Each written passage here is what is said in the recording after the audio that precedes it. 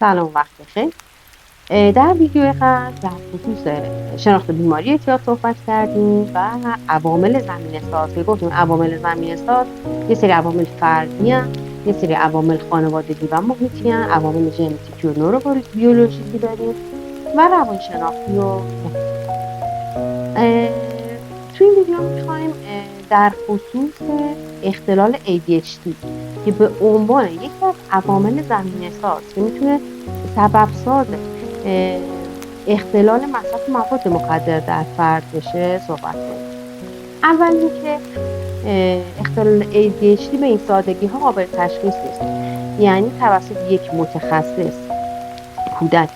یا نوجوان باید بررسی های کامل روش انجام بشه تا ما به این نتیجه برسیم که این فرد ADHD داره. اما اگر این تشخیص در فرد داده بشه و ما اطمینان پیدا کنیم که این فرد ADHD داره و متخصص بهش دارو تجویز کنه و ما غالبا می‌بینیم بسیاری از خانواده ها از دادن دارو امتناع میکنن، دارو به کودکشون نمیدن، حالا بنا به دلایل مختلف. باید به خدمتتون عرض کنم اگر یک کودک واقعا ADHD باشه و دارو براش تجویز شده باشه و شما حالا مثلا به دلیل عوارض فکر میکنید دارو رو بهش ندید، عوارض مصرف نکردن دارو در کودک ADHD که نیاز به دارو داره بسیار بسیار بسیار بیشتر از مصرف کردن دارو. ما باید بدونیم که هر چیزی که ما مصرف میکنیم، هر دارویی که مصرف میکنیم، حتی ما هر میوه‌ای که میخوریم، یک خوراکی، نوشیدنی، هر چیزی که مصرف میکنیم مزایا و معایبی داره، یعنی یه سری ضررها هم داره. یعنی از هر چیزی که شما از آب آشامیدنی که ما میخوریم، حالا چه تصفیه شده چه نشدهش، به هر حال یه سری آلودگی، یه سری آسیبا، یه سری ضرر از هر چیزی که شما در نظر بگیرید در مورد. ولی اون معیار سنجش ما اینه که آسیب این دارو بیشتره یا آسیب مصرف نکردن این دارو، ضرر این قرص دیابتی که من میخورم بیشتره یا ضرر مصرف نکردن. اینو حتما در نظر داشته باشیم. یک کودک ADHD وقتی درمان نشه، وقتی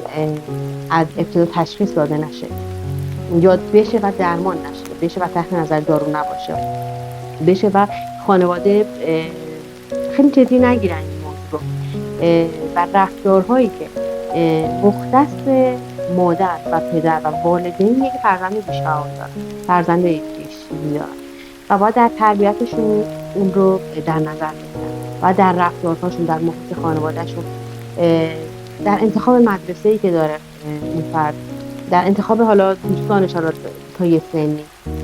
در انتخاب اون محیطی که هست، بستری که هست، در انتخاب کلاس‌های آموزشی که میده و خیلی چیزایی، اینها در نظر نگیرن، قطعا در سالهای جلوتر، در سالهای نوجوانی و جوانی ما یک ADHD خواهیم داشت که پر از آسیب شده، یا عالمه آسیب به خودش زده، یا عالمه آسیب به خانواده وارد کرده، دچار افت شدید رأسی ممکنه شده باشه، ممکنه دچار فرار از مدرسه شده باشه، گرایش به مصرف مواد داشته باشه، مصرف مواد داره، سر از زندان در بیاره، اگه ازدواج بکنه ازدواجش موجب به جدایی بشه و خیلی اتفاقا و آسیب‌های بیشتر که میتونیم بگیم ما گاهی اوقات یک ADHD رو داریم که وقتی درمان نشده تبدیل شده به یک دو قطبی و به یک رفتارهایی که بسیار بسیار به خودش آسیب زده و به اطرافیان آسیب زده و دیگه نمیگم قابل درمان نیست، ولی خب درمان سخته چون آسیب بیشتره، چون چیزایی که فرد از دست داده بیشتره، چون محیط خانواده خیلی متشنج‌تر شده، چون اختلال رشد بیشتری داشته، آسیب‌های بیشتری رو ایجاد کرده. پس اینو واقعا جدی بگیرید.